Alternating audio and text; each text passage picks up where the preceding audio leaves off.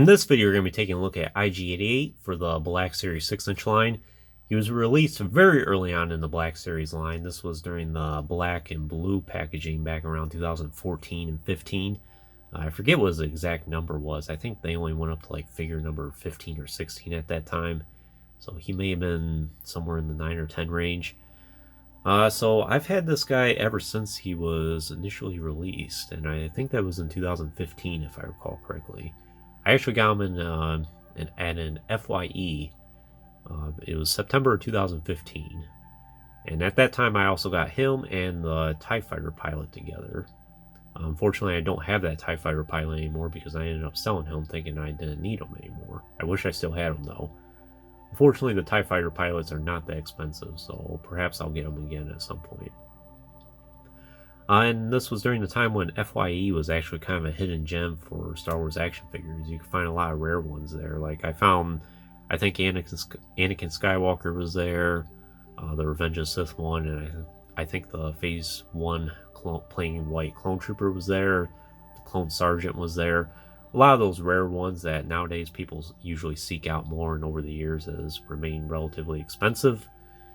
But at that time, FYE's prices were not through the roof either. I haven't been in one in probably 8 years now, but I have seen in recent years that posts on the internet even that a lot of times the prices are just completely outrageous, where they want like $60 for a Black Series figure or like $30 for a TBC figure. And especially, and even ones that are, you can go to Walmart or get on Amazon and find for clearance even. So very ridiculous. But at this time, 2014 and 15, FYE was one of those hidden gems. So what can I say about IG-88? Well, this is the original release of him, like I said, but he did get an archive release. In fact, he was part of the very first wave in the archive line. And I think they made the action figure terrible looking. They did a complete repaint of him and they gave him a lot of these gold color parts, which don't look right at all. I think between the two, this one is definitely the superior IG-88 figure. That being said, the action figure does still need a lot of work. He is very fragile. He's kind of short. We know that IG-88 is more of a robust droid, or he should be, that is. And his stance, as you can see, is kind of unstable. I have to bend his knees a little bit just to get him to stand straight. I think he has a problem where like his right leg is longer than his left. That might be just a problem with my figure, but I think that is something that's kind of standard with this particular IG-88. So I think a lot of people would like to see this one revisited at some point, but who knows if Hasbro ever will.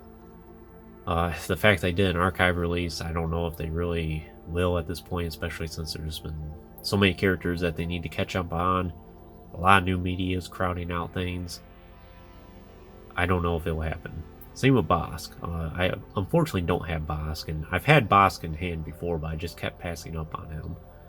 But I know that's one that a lot of people would like to see, at least bare minimum, another re-release of him in the archive line, but a lot of people have suggested they want to see a redo of him. I don't know. We'll see. But anyways, let's just take a closer look at this guy.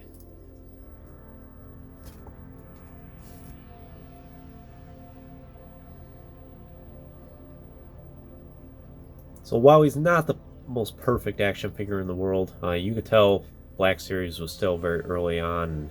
Hasbro was still kind of experimenting with these. They didn't know exactly how they wanted to do them. But I'm happy with it. It's been in my collection for, what, 9 years now at this point. And I've probably displayed them in the same spot over the last 9 years.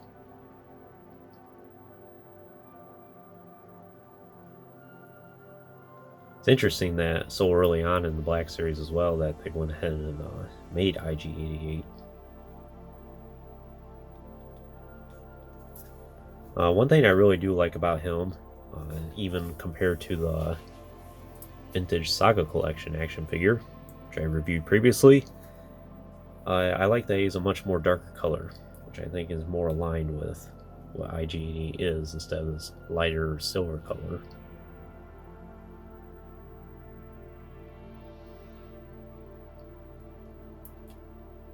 Much more detail on the head compared to the 3 3/4 figure. He even has a hole at the base of his head there.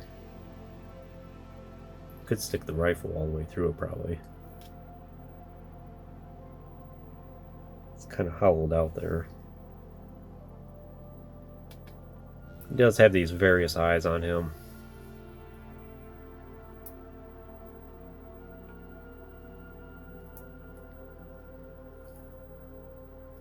Some red detailing here and there. And he has the bandolier, which is kind of loose. It does attach on his shoulder there.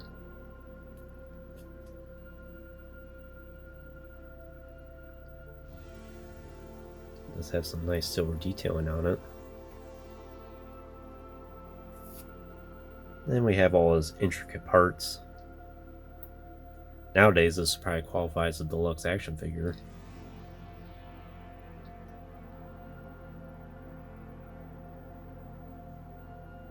Then for his hips here, which kind of scrawny. Unfortunately, he doesn't have hinged hips. It's just a swivel there, so you can't really get a whole lot of motion out of that. A lot less than he really should. I guess that's one tooling aspect that they can improve between both scales for IG-88 is give him hinged hips. For being an assassin droid, he definitely deserves it.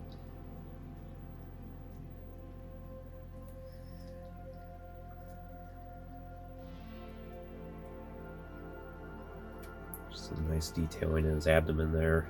All the tubes and intricate parts. Showing a machine at work. As for the legs here, like I said, he's very weak in his legs. Sometimes he has a hard time standing. So I have to bend them a certain way just to get him to stand straight.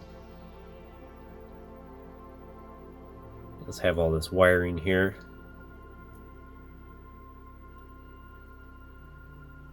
Have his arms here. Interesting thing about his elbow joint is he has these soft parts, which unfortunately are going to break up over years of wear and tear.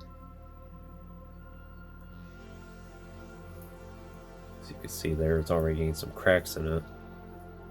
Nothing you can really do about that. I don't even articulate his arms very much, and it's doing that on its own. Getting right in through there too. It's a very soft material.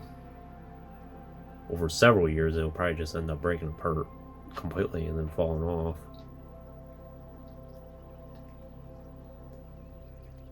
So in terms of his articulation, he does have a swivel at the neck there. It's not an ball joint though. And I think it's just the one swivel at the base of the neck. I probably could see that. I was trying to see if I can rotate at the middle of his head there, but it doesn't seem like it wants to move, so must not be any articulation there. He does have a joint at the shoulders, which has a very nice range of motion. Goes totally 90 degrees, and it can swivel. It does have a separate swivel joint there as well. So pretty good. He does have hinged elbows technically, but that's about as far as you're going to get them. That's because of that plastic band there. No articulation in the wrists at all, but there is something interesting about his hands that we'll point out here in a minute. He does have a joint at the torso there, which does have a pretty good range of motion. I know I couldn't really show it on the 3 3/4 figure there, but you could get it on this guy, where you can almost look all the way down. He's supposed to be able to do the same thing. And then swivel hips, like I said, that is something that I wish Hasbro would have done hinge hips for. I think he does have a little bit of a swivel at the thigh there, but not much. But he does have hinged knees and then hinged ankles, technically.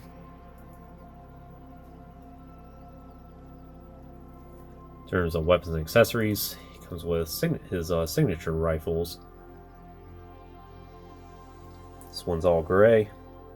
It's like the Stormtrooper rifle almost. So, interesting thing, you would think that, oh, if you just had IG-88 hold this, it's not going to hold very well. So, fortunately, Hasbro thought that through, and you have a hole near the stock there, and you have a peg there, and you're able to just plug that in and it'll stay in the place.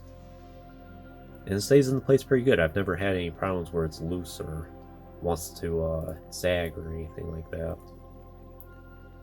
And it's the same with his E11 here.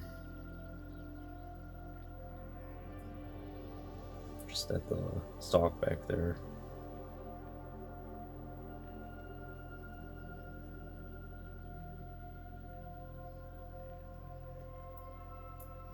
Of course, he does have his bandolier here with his signature blade, which instead of it popping into place, I think you're supposed to be able to slide it out. Let's see here. It's been a while since I've taken it out, so it's kind of stuck into place. But I don't think you can really hold this one. There's not any pegs or anything. Yeah, so he's not really going to be able to hold that. I guess you can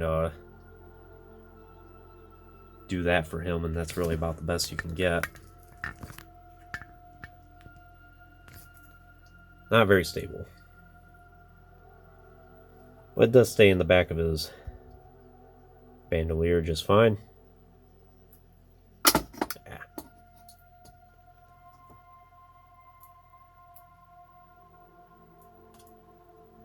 Stays in place pretty good.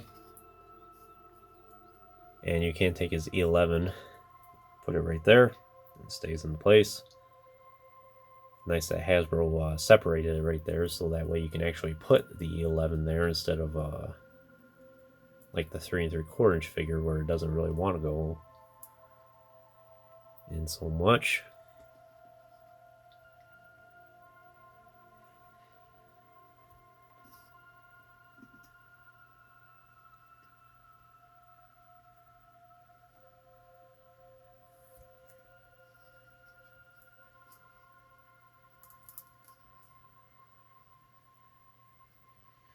And you can see he's kind of wobbly with his stance.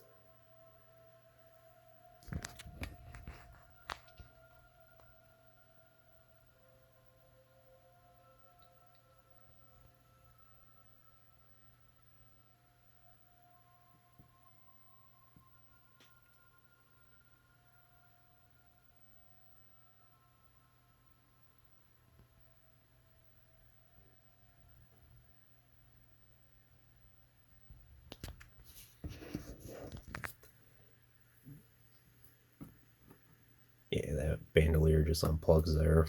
So you can take that off if you wanted to.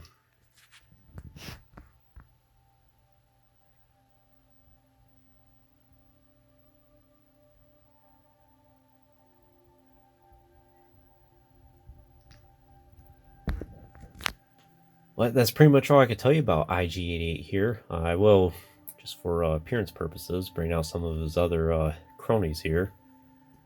We have Dengar, who I reviewed on the channel previously. And we also have the Empire Strikes Back Boba Fett, which is one of the original Black Series action figures I got all the way back in 2013. They look pretty good together. I am missing Zuckuss, Forlom, and Bosk, who I do hope to get all those at some point. I know Zuckuss and Forlom are pretty easy to get hold of. You can find them for $20 or less usually, but Bosk is going to be the tricky one, which I hope to get someday. But anyways, would I recommend the Black Series IG-88 for your collection? I would say yes, and the reason being is I don't think Hasbro is going to revisit him ever again. Never say never, because they might, and you might be watching this video years from now and be like, oh yeah, they really did revisit him. But if they ever do, I don't think it's going to be anytime soon. So if you're very insistent about having an IG-88 for your collection, this is the one to get. Between this one and the archive version, I would say get the original, because he has the entirely dark deco, while the archive version of him, they put this gold paint on him, which I don't understand why they did that. In the movie, we don't really see him with any gold paint on him at all. This one is definitely aesthetically more accurate to the movie, so I would recommend getting the original. And as far as I know, there's no, besides the paint, there's no difference between the two figures. It's not like one's a little more sturdy than the other or better made or anything like that. So if you must get a Black Series IG-88 for your collection, get the 2015 one in the black and blue packaging. As far as price is concerned, I do know he's not more on the expensive side. Even the archive one's more expensive at this point. So if budget's concerned for you, I would just say stay on the lookout for a good deal. You never know if you might find one. But IG-88 is probably becoming one of those more forgotten about Black Series action figures. He was released very early on in the line, and people just don't really think about him at this point. And we've gotten so many over the years where it just kind of crowds out the notoriety of him, I guess. Probably not a Black Series figure most people think of these days. A lot of people might not even realize he's even in the Black Series line. But overall, yes, he could have some tweaks here and there. He can be improved in some ways. But I'm happy to have him. I'm happy with the action figure. He's been with me for 9 years now at this point, and I proudly display him at the very top of my shelf. You may have seen it in my room tour videos at some point, and he'll continue to stand proudly there. And I hope I have him for many, many more years to come. But anyways, that concludes this review. I hope you enjoyed it. Stay tuned for plenty more reviews in the future. There'll always be more to come. If you haven't already, please like the video and subscribe to the channel. I always appreciate all your support. And check out some links in the description if you haven't done so already. As always, thanks for watching.